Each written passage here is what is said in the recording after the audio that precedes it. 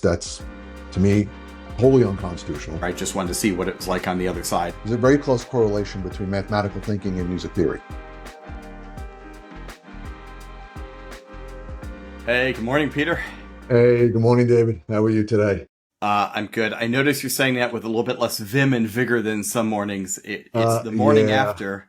It's the morning after the Philly AI Connect, and I think both of us got home quite late and up quite early. So not 22 years old anymore where I can do that and not feel it.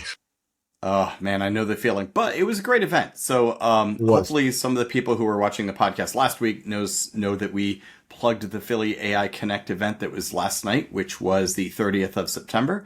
And it was my first time going to the Pennovation space in Philadelphia. And great space, great event, great turnout. I had a good time.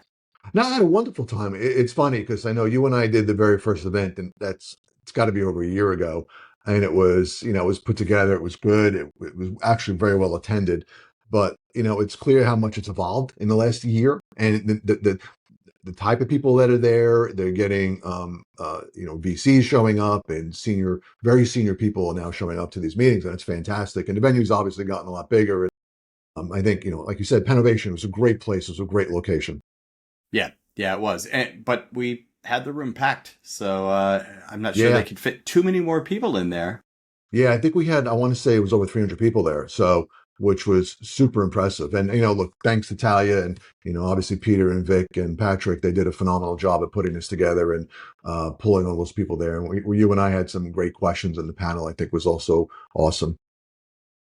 Yeah, I thought it was a really well-run event, a lot of fun, and I was happy we got a chance to do it. But here we are. So it's not Monday morning, even though it feels like one. Yes. So what are we going to talk about today? I think we're going to do one recent development and then something that has been kind of popping up for us a lot lately, right? Yeah, no, I think that's correct. I think there was, a law that was passed in California, we'll talk briefly about just to put it out there. But I think more, the important topic really is about education and, the implications on deploying AI. And as we see and we counter, I think, fairly constantly, are issues in education. So it's not AI per se, but it's a lot of, let's talk about education and the kind of skills that you need and reskilling and all those things, and how it's going to either help AI deployment or seriously hamper it. So with that. Interesting. Yeah, it should be a good one. Should be a good one for, two tired guys. We'll try it. Yeah. Let's see how it goes today. All right. Well, let's swing our attention to the West Coast. So I know you took one for the team and read through the some of the text of the law that was passed in California. What's going on out there? So, So California generally tries to be, I want to say, at the forefront of legislation on AI and then all these things. They like to be an island amongst themselves. So I am, as you well know, and if anybody has listened to me for any length of time, not a fan of regulations. I think they could seriously hamper innovation, and especially poorly written regulations, I think, are highly destructive. And I always point to Europe, and you look at Europe and, DSA, the Digital Services Act, and all these other laws that they've passed, and you really see virtually, first, there's very little way of startups coming out of Europe. But moreover, I think you look at artificial intelligence, there's virtually nothing coming out of Europe of any consequence. And that's, I think, primarily because of the regulations and the rigidity of the regulations, and they make it impossible for small companies to compete. I totally agree. Like, if you look at GDPR and the EU AI Act, that is a, look, I fully acknowledge they have very, very good intentions in those laws. Yeah. But the amount of overhead and constraints that they place on a small company, it's significant. Like, it's a burden. Well, you and I, look, we both grew up in finance, and we saw what happened post 2008 with the regulatory infrastructure that was put in place. And, fast forward now, almost 20 years, and you look at how many small banks have been created. And all kidding aside, you can count on one finger the number of new banks that have been incorporated in the last 20 years. One bank. And it's because the cost of regulations for a small bank are so onerous, they can't possibly do it. And that's why you see a lot of small banks disappearing. And that's deeply problematic. Yeah, I worked at, as you know, I worked for a smaller bank at the end of my banking career. I just wanted to see what it was like on the other side from working for Right. GSIBs, the globally significant institutions. And GSIBs obviously have a lot heavier regulatory burden than smaller Right. banks because they've been judged globally significant by the regulators. But I was shocked to see that this smaller bank that was really only operated in the United Kingdom had proportionally maybe a heavier regulatory burden than the Right. global giants that I had spent my career working for. Because while they weren't a Right. GSIB, they were big enough to have a lot of regulations, and they were, I would say it felt like regulatory things took up a possibly an even greater percentage of their time and attention. Um, Right. it was eye No, opening. it's horrible, actually. I mean, look, this is where AI can certainly help, I think, with some of the regulatory burden and making it less expensive. But so California took it upon itself, and it's funny because I had not seen this until it popped up as a signed law, and usually I track all this stuff. It's called SB 53, Senate Bill 53. It was signed by Governor Newsom this week, and it tries to attempt to regulate a lot of the AI models out there. It places a lot of reporting requirements on them. But the issue is, if you dive a little bit deeper into the law, it there are lines in there that the frontier model providers should follow, quote unquote, international law. Now, I find that incredibly troublesome. We are not following international law, nor should we follow international law. So basically, the implications are that if you're OpenAI or Anthropic or Microsoft, that you should be following the EU Act, the GDPR, and all these other laws that are out there, which we know is not constitutional. But there are other issues with the law, deep reporting requirements, putting the it's the burden is placed on the model providers to prove things. So uh, uh, somebody can say, "Hey, look, they're doing something bad," or "I don't agree with what's happening in OpenAI's model." Then the burden of proof is now placed on OpenAI to defend themselves.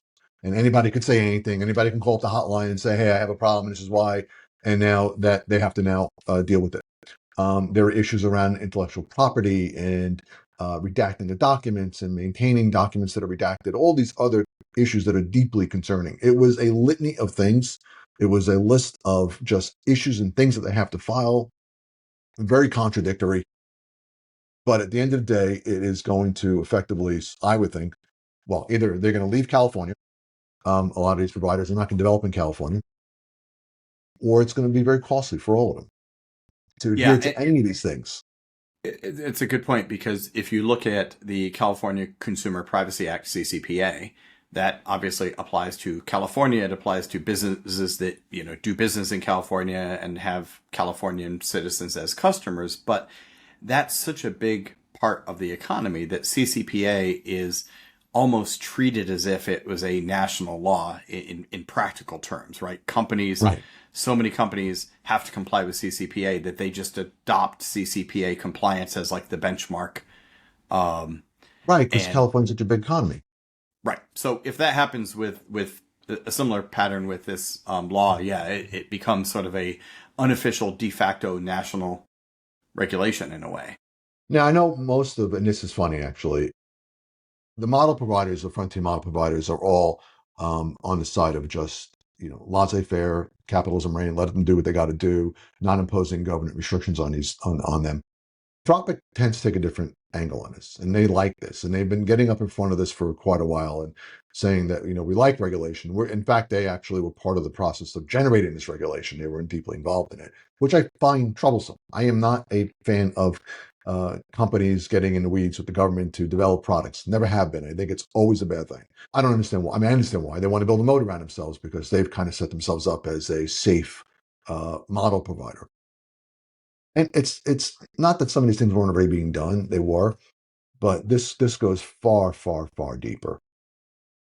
And I always, actually always, I have a deep issue with companies or the government stepping in and saying we need to follow international law, which I again, that's to me wholly unconstitutional. And why you would even put that in a bill is just beyond me. Why do you want to strangle American ingenuity so much? Is just ridiculous. So, but you raised the question earlier about like what does this mean for companies that are developing foundation models and they're will Will they be developing them in California? Will they do something else? And it's funny because while you were sunning yourselves on the shores of Italy last week, Talia and I had a conversation. And part of that was about like, what does it even mean to be based in a location anymore for a modern company, given that Right. so many people work remotely and especially in technology development companies. So it's really interesting to think about like, what would it mean if OpenAI was, based in California or not based in California? Like, what does Right. that actually mean? Because the people who work No. there could be based all over the country, or the world potentially. No, So, you bring up a valid point. What does it mean? It doesn't mean, look, the old view is where you are is, where the taxes are in your part. That's not true anymore because we have, we can work any place. We don't need to work at a physical location. You bring up a good, valid point for, don't have a good answer for it. yeah. Um, but you're Well, right. I mean, yeah, I was gonna say, we'll have to watch this one, this law, and yeah, yeah. I expect legal challenges to this. I can't imagine there won't be. I think at some point the Fed will probably step into this mess. It's going to have to clean it up because if California does it, New York will do it, and it'll just kind of walk through a number of different states, and you'll have a patchwork of regulations that will be contradictory, like they always are. And the Fed will have to step in at some point and roll them all back.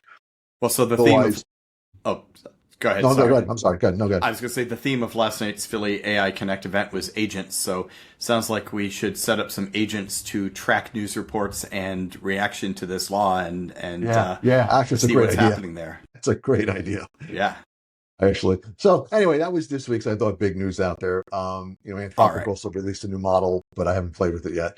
But that was the big news. And just, keep an eye on it because there are implications to these things, and those implications tend to be pretty broad and deep. So Interesting.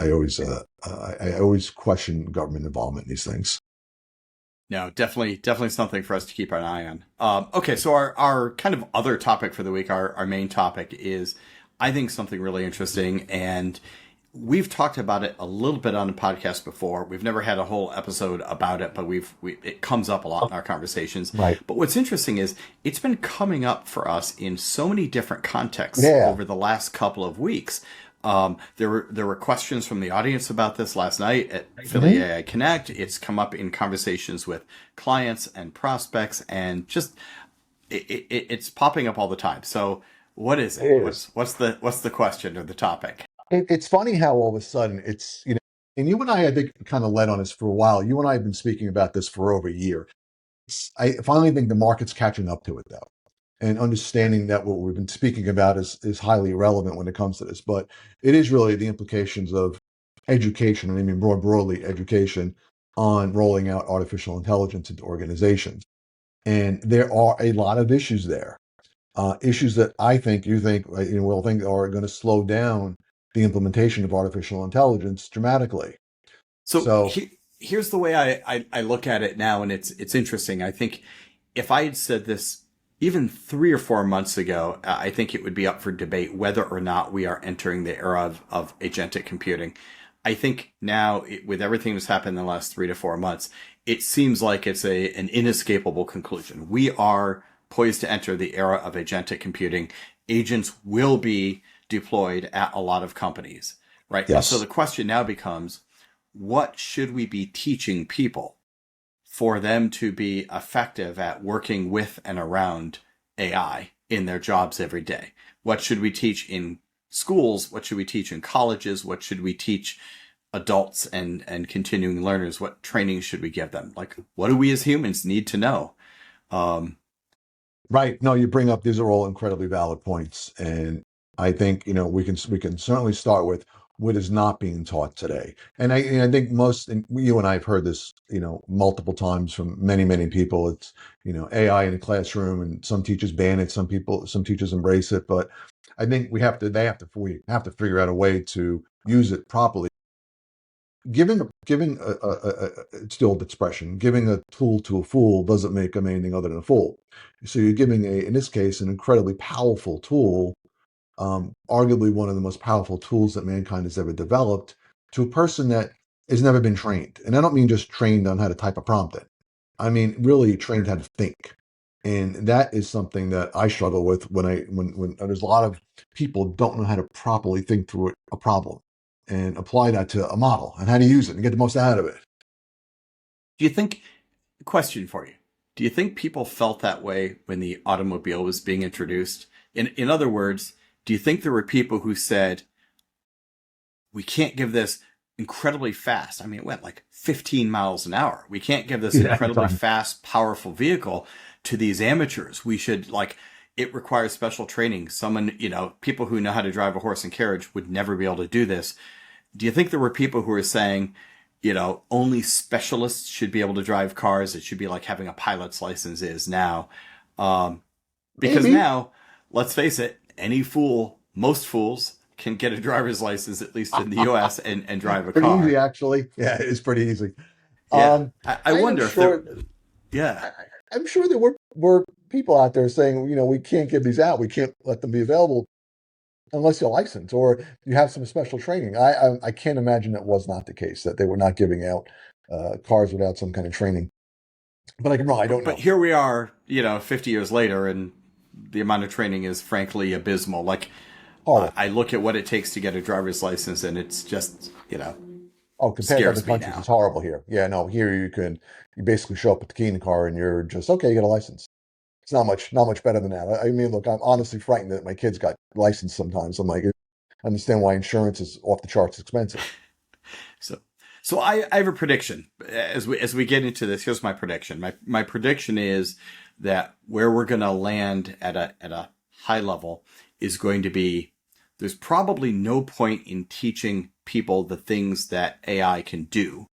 What we should focus on is teaching people the things that AI can't do, right? In other words, will our education basically be, let's not try to compete with AI. Let's try to do the things that we're good at and let AI do what it's good at. I don't know if that's where we're going to land, but I want to put that out as like a mild hypothesis and see if that's borne out by the conversation we have. I don't know. That's a good question. I don't know.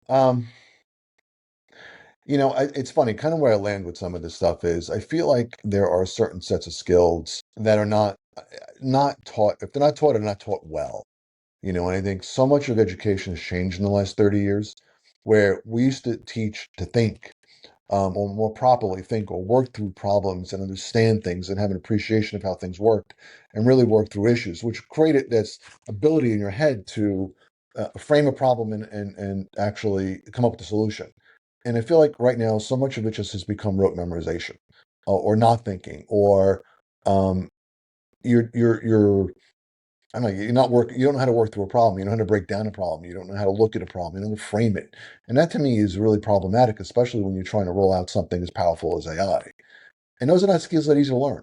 So I think that's a fascinating topic. Let's drill in on that. Like one of the problems I have had with the way we do education right now is, I get that we want to have standards, educational standards. Good. That part I'm on board with, right? The problem is it's really, really hard to measure, especially at large scale, to measure someone's ability to think. And so what we end up measuring is adherence to some predetermined curricula, which translates into rote memorization, right? You have to know X, Y, and Z. And so it feels like to some degree that backfires. Like, I don't want to turn this into a debate on education policy or anything like that. Right. No, but But I agree with you. Like, in our attempts to improve and measure educational outcomes, it feels like we've gotten farther away from actually being really focused on teaching people how to think. right. And it's Um, funny. I'm and sorry. and so critical thinking, like let's dive on that. That Yeah. jumps out to me. Why would you say critical thinking is important? First of all, Oh, if you can't critically think through a problem and assess it and, like I said, frame a problem and actually um, apply a solution, I don't know where to go. You have to be able to look at something that you've never seen before and be able to break it down into first, like, understand it and then break it down into a series of solutions to solve it. That that act of doing that is very different than memorizing, 50 terms and not knowing how to apply them. That is important. And I think that's been lost or it's getting lost rapidly. And the AI, and this is my trouble, the way in some cases it's being used, is it's going to increase the rate of losing that even faster because now people are taking their cognitive abilities and they're checking them into a model and they're saying, oh, I don't need to do that anymore.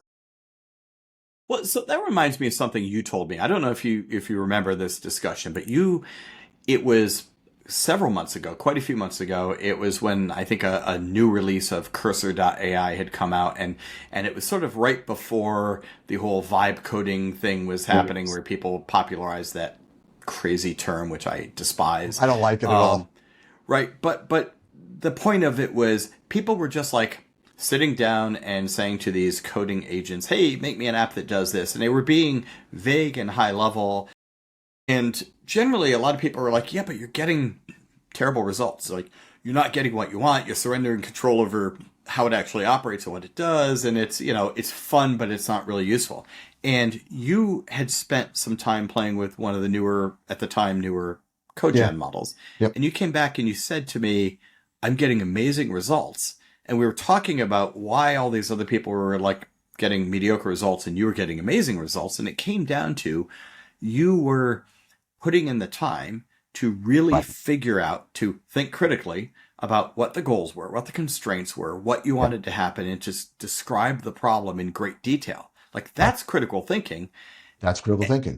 And that sticks out to me as like that was a real life example where using the same tool, people who were phoning it in were getting mediocre code, and people who were putting in the time to think in a structured, critical way were actually getting very superior results. Right. So think about this for a second. And I think this is where, you see, you're going to see a lot of problems. You have an engineer that's coming out of college, um, that has never really worked, or a computer science person, never really worked as a software developer. And really doing the hard work, typing in the code, understanding the problem, working through the issues, debugging, all that kind of fun stuff. The stuff that you do as a junior developer and you really learn. And you give a person a tool. And look, I got to tell you, my thinking on this has changed quite dramatically. I was at first, well, you can take a developer and you can make a junior developer better and more efficient. But I recognize now there is my experience of being a regular developer at the time has been immeasurable in making these tools a lot better. And you can't get around that. Yeah. You need to have those abilities, those critical thinking skills. How do you break down a problem? How do you walk through it? How do you articulate it? How do you communicate it? Like all those things are incredibly important to maximize the value out of these tools. And I feel like, look, the American education system, better or worse, for decades was held up as one of the best in the world, not because we didn't focus on rote memorization, which a lot of other countries tended to do. We taught thinking. And I feel Right. like we're going in the wrong direction now. So you have a lot of students coming out who can memorize, or if they can even do that, but can't think. And So story time. I say this knowing well, that I'm story at time. risk of making myself sound like the old timer. Remember, like Well, we your are. It's grandfather who okay. said, "I walked to school both ways, uphill both We ways through the are. snow." Right. David, we need to But embrace our age. right, I'm going to lean into it. We're So, 30 years old. It's okay. I had a computer science degree and I did because that's all there was, right? In fact, computer science was just a sub-department within the mathematics department. So technically I was a mathematics student at university, and we learned stuff like compiler design, language design, finite Yeah, automata and mathematics, right? all that And stuff. it was not practical, but we learned a lot about how things work. And I Yes. remember a couple of years later, I was interviewing university students. I was on campus at a very prestigious university, interviewing students to hire for the company I was working for at the time. And I was running into all these people who had MIS degrees and other degrees. They weren't computer science. And Right. at first I was a little bit intimidated because they actually knew more than I did about what the current product line from this company or that company was. They could tell you the different types of servers that HP made and the different VAX machines out Right. there. And I was like, wow, these kids are like really clued in to the corporate computing world in a way that I actually am not. I've been working in the corporate world for a couple of years. They know more than I do about this. But then Right. as we talked, I was like, they know a lot of facts about the corporate world. But I'm like, will they be like, if you assume that database technologies are going to be evolving, because relational databases were new at that point. We're doing time. Um, Yep. database technologies are going to evolve, languages are going to evolve, development paradigms are going to evolve, etc. Are these kids actually going to be equipped to roll with those punches and figure that stuff out? And it's interesting because so we end up that year hiring a combination of people with maybe more traditional comp sci degrees and people with these MIS degrees. And I became a big advocate in that company of hiring liberal arts majors. I hired people with history degrees. I remember one candidate I talked to, she was a history major, and I was like, you should come work for our technology consulting firm. And it was an unconventional hire at the time, but it was because she had critical thinking skills. And I felt vindicated, by the way, years later when the kids that were MIS majors at the time probably didn't adapt as quickly to changing technology as the, liberal arts or the computer science majors, because they were more focused on understanding what was going on, not memorizing a snapshot of the world as it existed today. Right. But you think about it, history, literature, engineering, I mean, they require, or you make extensive use of critical thinking skills. You're analyzing complex texts, or you're analyzing history and trying to understand that requires heavy duty critical thinking and analysis skills. But even with that, I feel like, we're the education system is pivoting to a model where everybody gets an A and we don't really care if you can think. And we're not seeing it yet. And maybe we're starting to see the beginnings of it in corporate America. But I think AI is going to expose it really fast, the limitations of our education system and how students are being educated. Okay, so let's play a game of Would You Rather. You're running a company. You've deployed a bunch of agents. You need people to work with, supervise, manage, and help design the next generation of agents. And you're interviewing some out of college people, right? Who would you rather hire? Your choices are candidate A, who is a business studies major at a prominent university, candidate B, who is a music theory major at an equally prominent university. Both of them, let's assume they both had the same level of interpersonal skills, etc., etc. Business studies, music theory. Who would you hire and why? I'd probably go to music theory. And the reason I'd go to music theory is because there's a close correlation, and it may look crazy, there's a very close correlation between mathematical thinking and music theory. So your brain is kind of wired differently already to think that way, which I think is absolutely important. So I could take a music theory major who is mathematically, whether they realize or not, that they're mathematically inclined, and I could get them to where they need to be a lot faster. I have to tell you, I can't tell you how relieved I am that you said that, because I was hoping you'd say that. And to be honest, I'm not sure where I would have taken the conversation if you'd said business management major, because I would have gone music theory too. No, I'm glad you said that.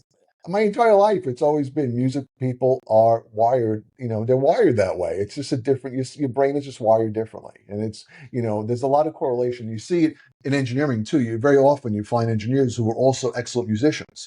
They just happen to go hand in hand. I had a great friend, decades ago, and he was incredibly good musician and an incredibly good engineer.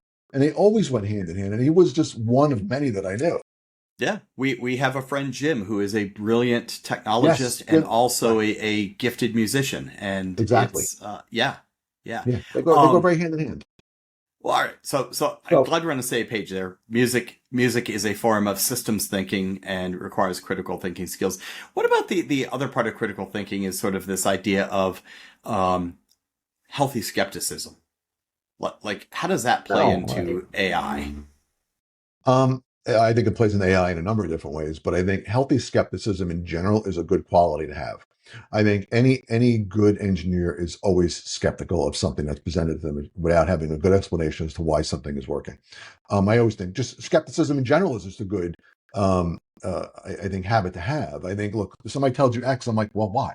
And I'm always, I drive people crazy sometimes, like, why? Why you? I'm like, well, I ask why. You got to have a good reason. I don't just accept things for face value. But I think in the context of AI, especially, when a model tells you something, doesn't mean it's right. In fact, there's a better than zero chance that it's wrong. And it's completely made up. And you need to have a healthy skepticism when you're being told, and then think about it, and then go back and refine your prompts or whatever to get the real answer. That's incredibly important using AI. Yeah, and I think that's a great example. And it goes, you're right, it's super important. So critical thinking and a dose of skepticism, which kind of are two sides of the same coin, I think is a huge skill people need to have. Can it be taught, or is it I think innate? it can be taught. I definitely think it can be taught. I think, unfortunately, and I think what you're seeing a lot these days, and I think let's tie in social media for a second here. The social media generation where they're so, everything is in your face and you're constantly getting this repetitive message back and forth all the time that you kind of lose that capability to be skeptical about things. And I think that's problematic because, you really, really, really need to be skeptical of what you've been told. Always. You should always be skeptical. I'm sorry, no matter what, you should always be skeptical. Even if something is quote unquote a fact, be skeptical and ask questions. I think that's a good human behavior just to have. But I think, this generation is losing a lot of that. Yeah, that's a scary thing because I think it's, to your point about skepticism and AI, it's going to be an essential skill for working with AI, knowing when to trust, when to not trust, when to verify something you're getting. Um, yeah. So there's a related skill, and you bring this up several times too, which is maybe a little bit more of a soft skill, but it's like judgment or wisdom or something. Um, let's talk about that as a skill. Like how do you give people how do you teach people judgment? Like what is it even? That's a good question. Hey, I think, judgment's one of those concepts, at least to me, you don't learn necessarily by teaching. I feel like it's almost better to learn it through example. I think you learn it better that way. I don't think you could sit in a classroom. I mean, yes, you can articulate a definition of what is judgment, but I think really, really, truly, you'll learn it by just life experiences and being in front of people and having interactions and understanding the pros and cons and making judgment calls. That just is experience. I think, but fundamentally, you have to be open to, and this is again, go back to generational, I'm not picking on the younger generation, but I'll pick on them for a little bit. They are very reluctant to get, and this is going to have impacts going forward. They're very reluctant to get criticism. And that teaches you judgment. Yeah, I agree. I think to me, judgment is something you take away from observing and drawing conclusions about the world around you, about experiences, right? To your point, you don't teach judgment. You teach yourself judgment because Right. you pay attention and you Right. form, I don't know what to call it, maybe you form a value system, right? You Yeah. say, oh, I have seen that when people do this, it always turns out badly for them. And now I am locking into my brain explicitly or implicitly this value system that behavior usually doesn't work out, to oversimplify. Right. But you need a variety of life experiences to develop a good value or set of principles and values. And I think that's imperative. But and this is, I go back again to, social media and things like that, that you're greatly limiting your exposure to a variety of events or experiences by looking at something through a little phone all the time. You're not seeing what's around you. You're not having those interactions, and they consequently don't get embedded into your brain. So from an educational standpoint, it almost sounds like maybe some real emphasis on experiential learning, getting people out of just staring at a digital textbook and working virtually, etc., like exposing them to world and life situations helps form judgment, maybe. Yeah, no, I think it's incredibly important. Yeah. It's funny because, I see it even post COVID, the implications on the younger generation and working remotely, and how damaging it is to work remotely all the time and not interacting with people because you're stunting a lot of your growth, emotional growth by doing that. And you're not getting that level of experience from interactions. Like, think about it. When you and I started out our careers, we interacted with a ton of people, many much older than us, with a lot of life experiences, who looked at us and said, "Look at these young idiots, but let me teach them." And we learned that way. We learned through a lot of hard problems and getting beat up many times. When you work from home, you don't get that feedback. So we're talking about teaching judgment, and I Oh yeah, think, yeah. look, I love your point that the way we interact with each other, at the risk of having another like old guy, kids these days sort of moment, the way people interact with each other doesn't necessarily create the opportunities for them to have the experiences inform judgment. Right, right. No, and I think again, and all let's tie this back into artificial intelligence now. Having those good skills when you're working with these complex models, those human skills are absolutely critical. If you want to get the most out of them, you want to understand how to use them, you want to be able to use them to augment your work properly, and really, again, get the most out of them. You need those human skills, and they're getting Yeah. lost. And you just made a really good point too, that they are absolutely essential to AI. AI is a goal seeking machine, right? But in seeking that goal, AI, no matter how much people say that we can build alignment into models, AI is going to seek the goal with not as much concern as you might want it to have for the side effects, the impacts, the ethical situations, the cultural impact, the bias. Like, it's single mindedly seeking a goal. And it's the humans that have to have judgment about, is this even the right thing to do? And is the goal, the conclusion that this model reached, is it actually okay? Is it appropriate? Is it good? Right. And you hit the nail on the head. Look, these models are trained on human intelligence, they're trained on human content. It's all the above. Humans aren't always good. We know that. And there are a million different ways that humans could do bad things. You're never going to get a model to block all that. That's never going to happen. Because if you do, you're going to wind up filtering out a lot of good stuff too in the process. So you And have to maybe, issue judgment. yeah, maybe someday we'll get to the point where there exist large and capable large language models that are trained on a curated data set of good data. Although I don't know who gets to decide what's good. But Well, exactly, today's yes. world, right? Our models are trained on everything they can get their hands on, which includes a substantial portion of terrible ideas, bad data, Right. mistruths and falsehoods, etc., just because that's what the written world includes. Exactly.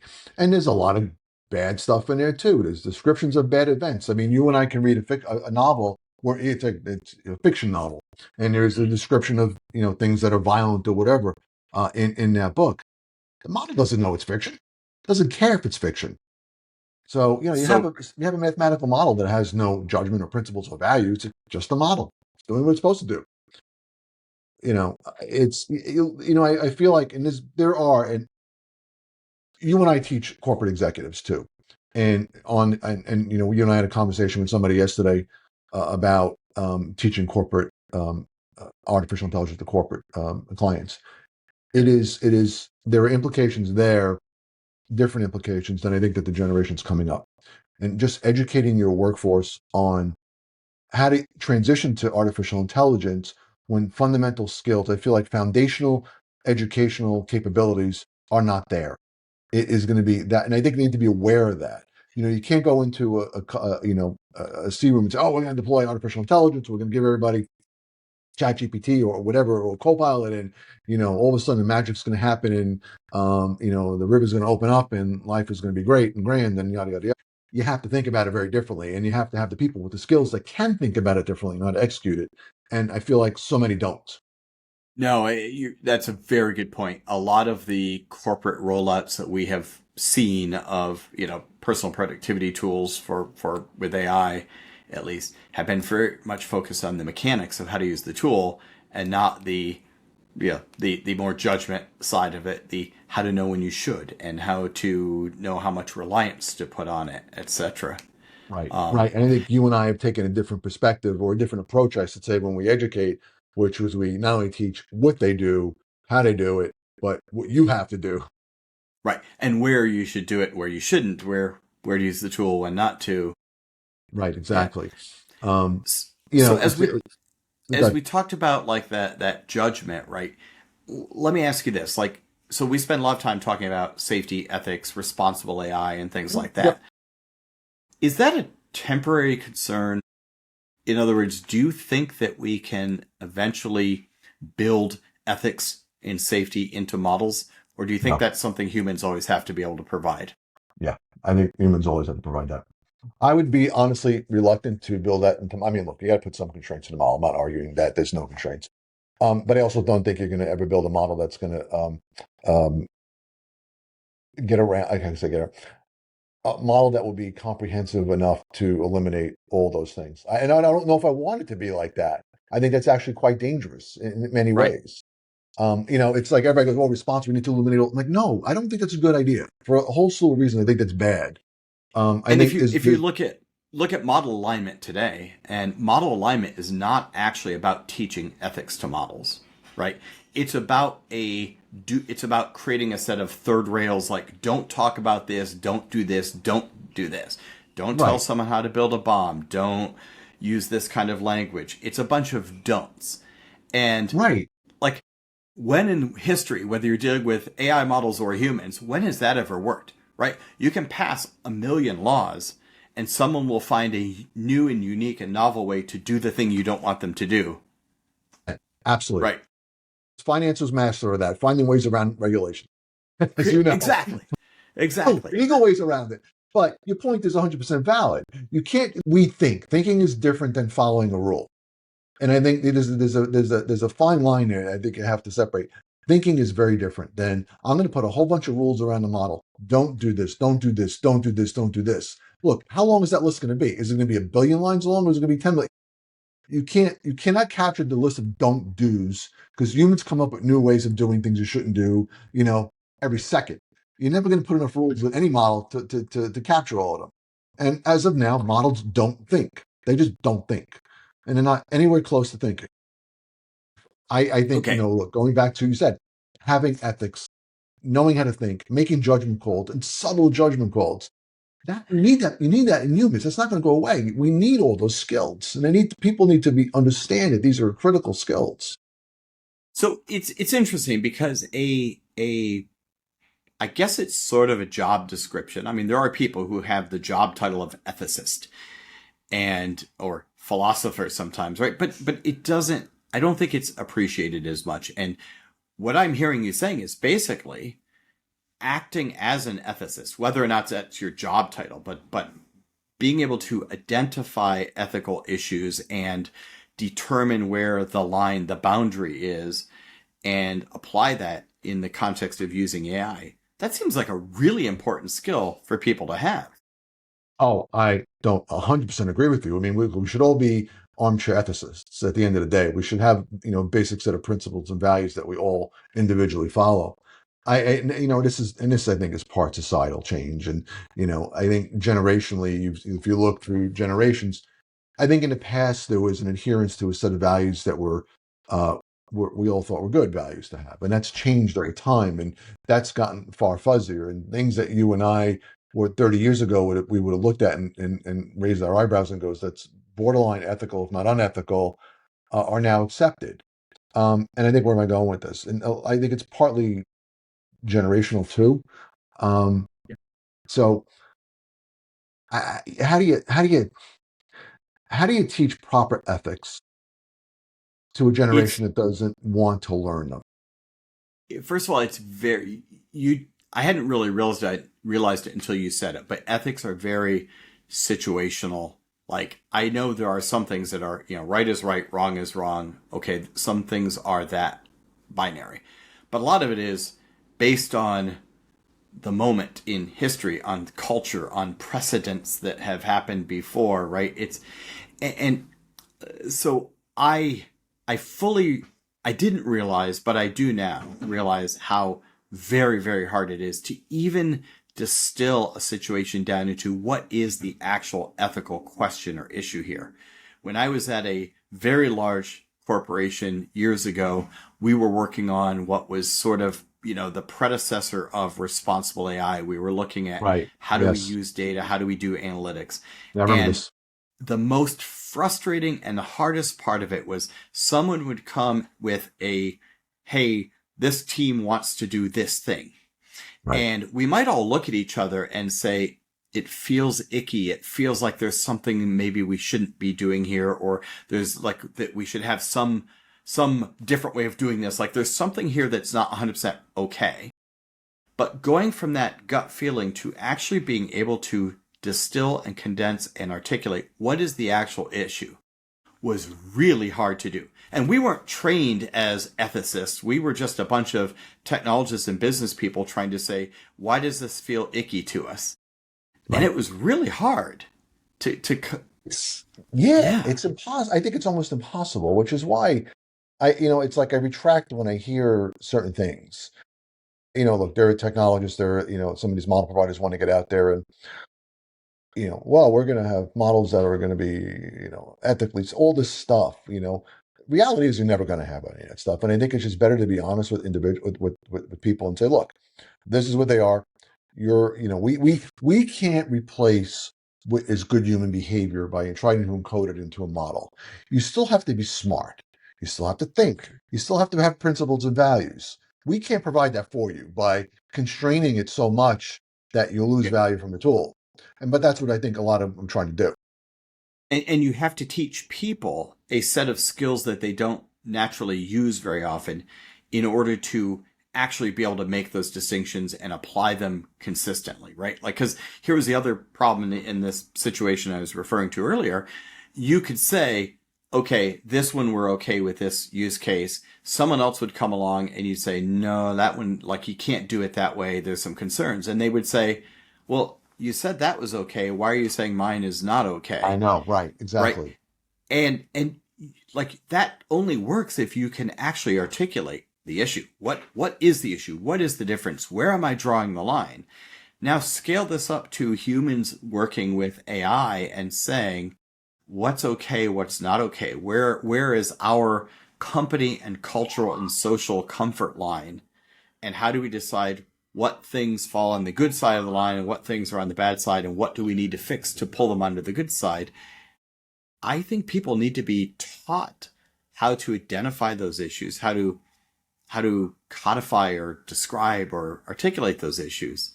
Right. That's not something people do naturally. And who does that today? I mean, obviously, if you call yourself an ethicist, you might do it. I think to some degree, people with legal training may do it. Yeah, maybe. I mean, but I think that training is different. I feel like how do I say this nicely to the lawyers that we know out there?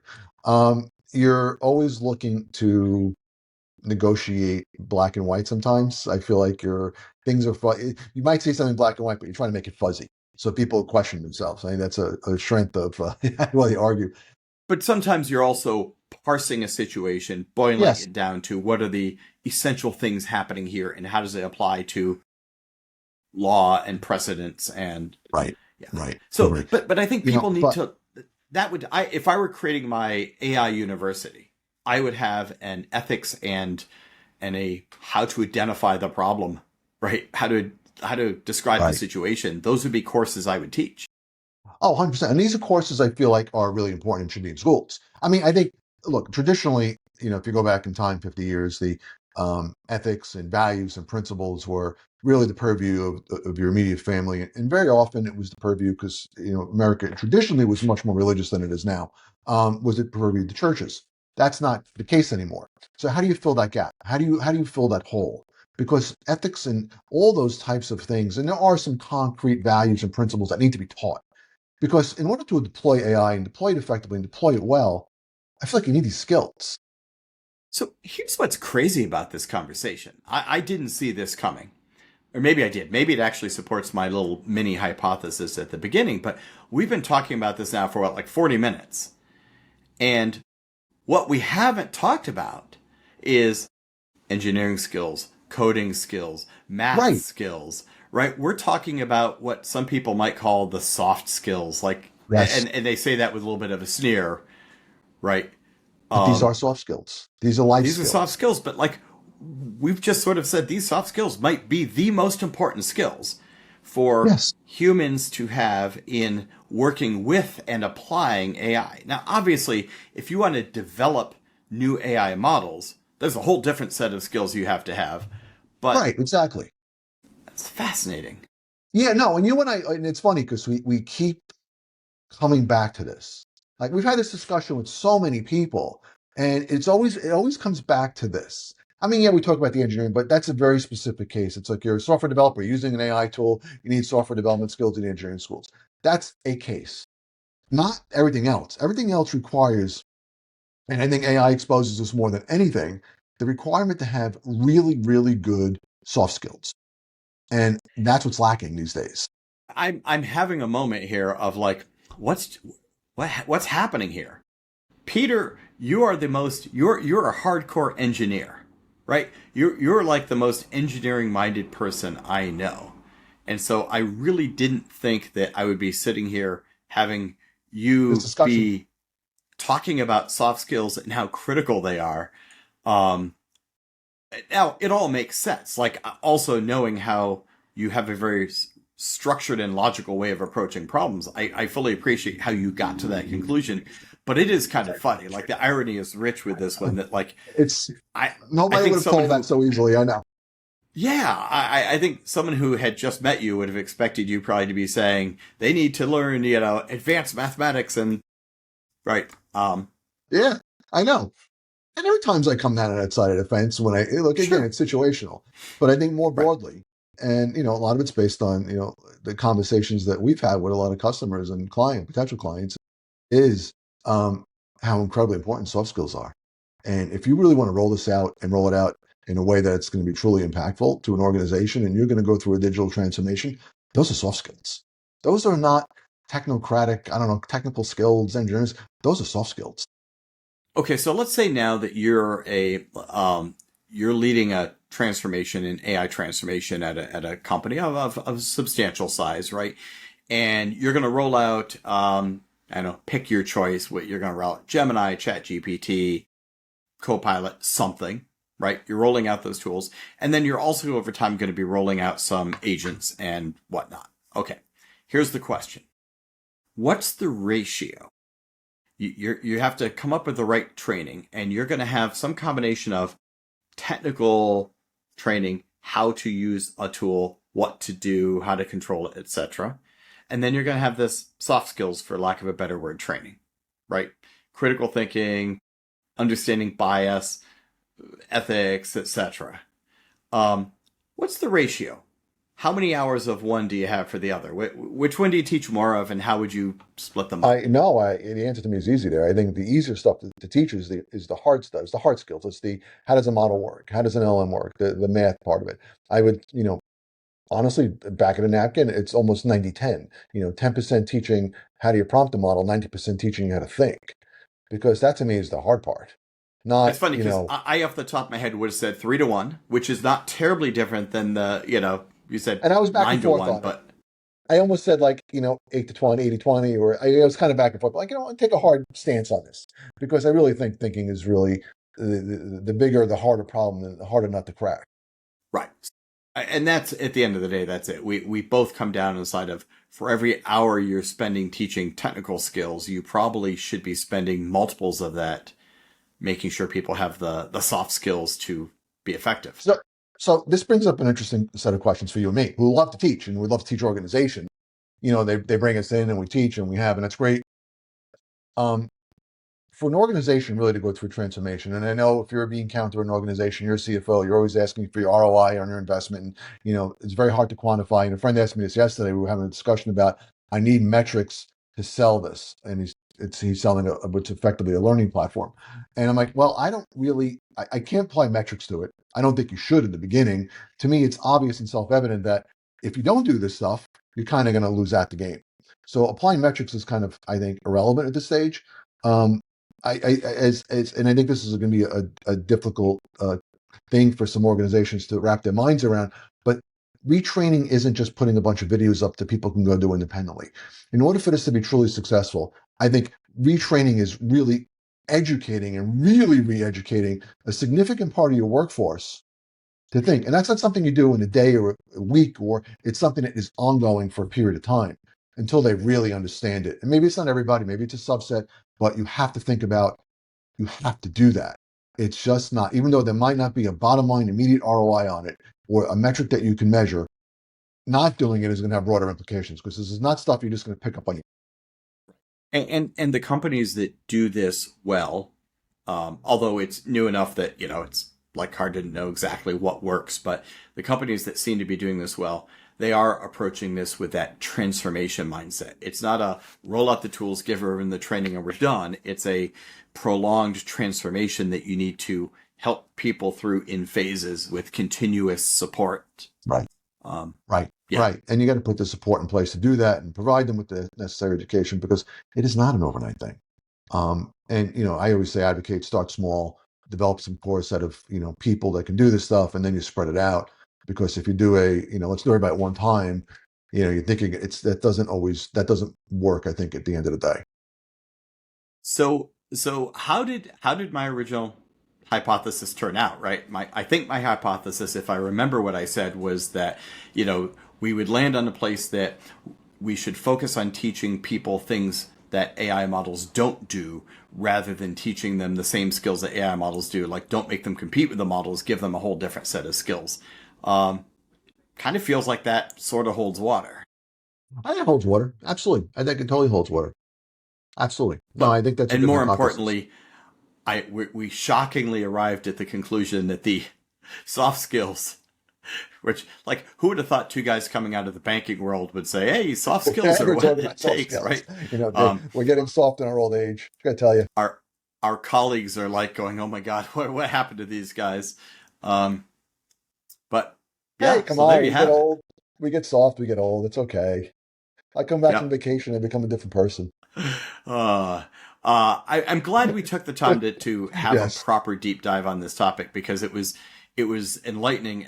Every time we talk through things together, I think we uncovered things we may have been thinking about but weren't really thinking Yes. consciously about.